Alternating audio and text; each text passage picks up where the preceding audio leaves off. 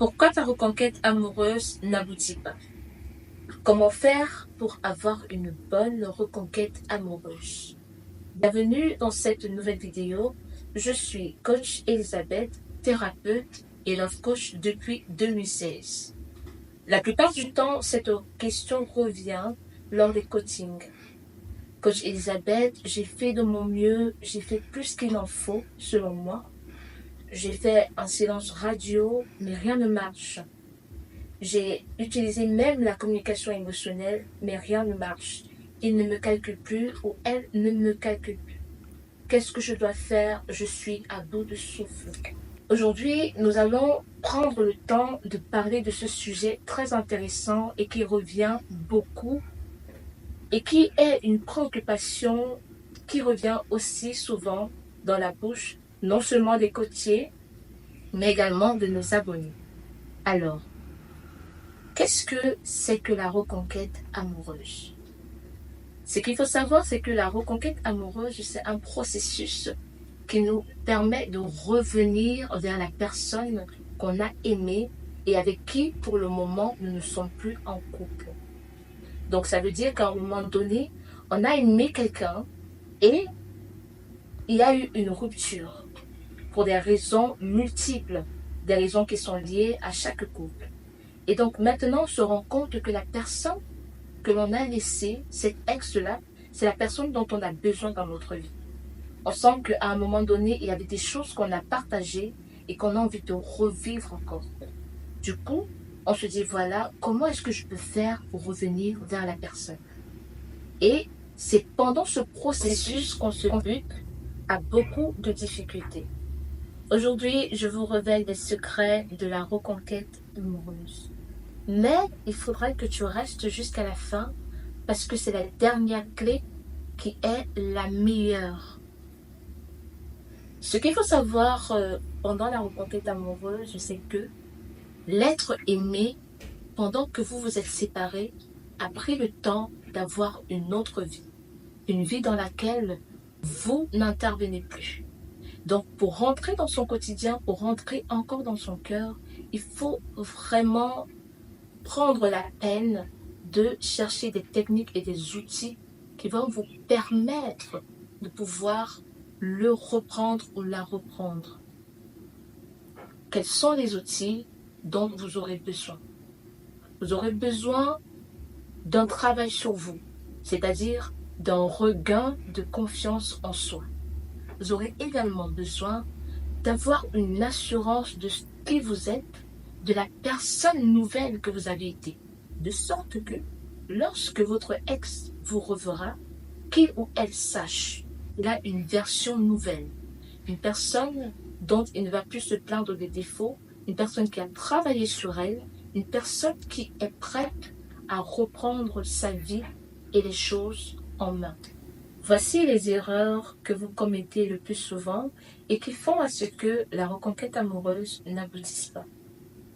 Premièrement, vous êtes acquis.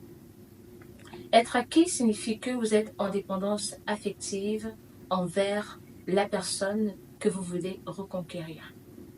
Ça suppose également que vous vous rendez disponible pour cette personne.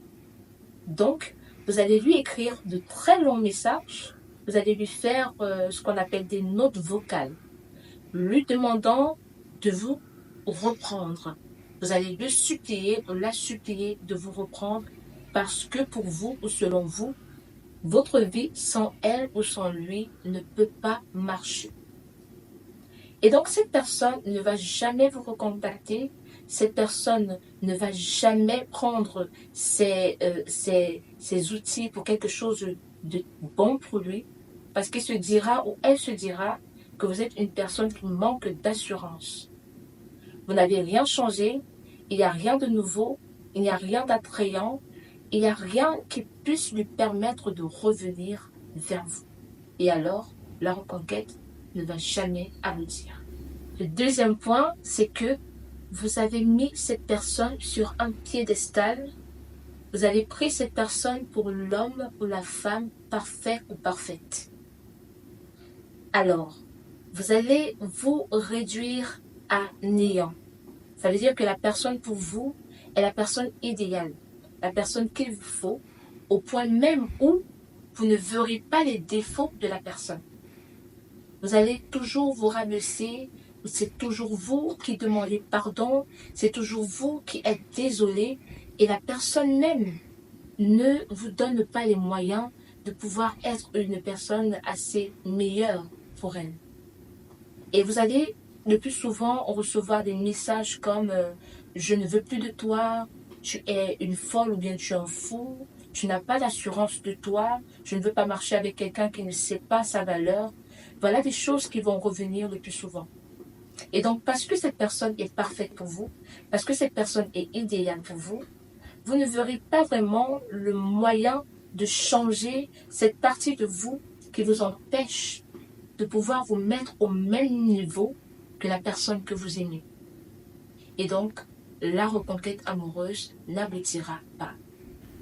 La troisième erreur, c'est que la personne que vous souhaitez reconquérir a déjà tourné la page.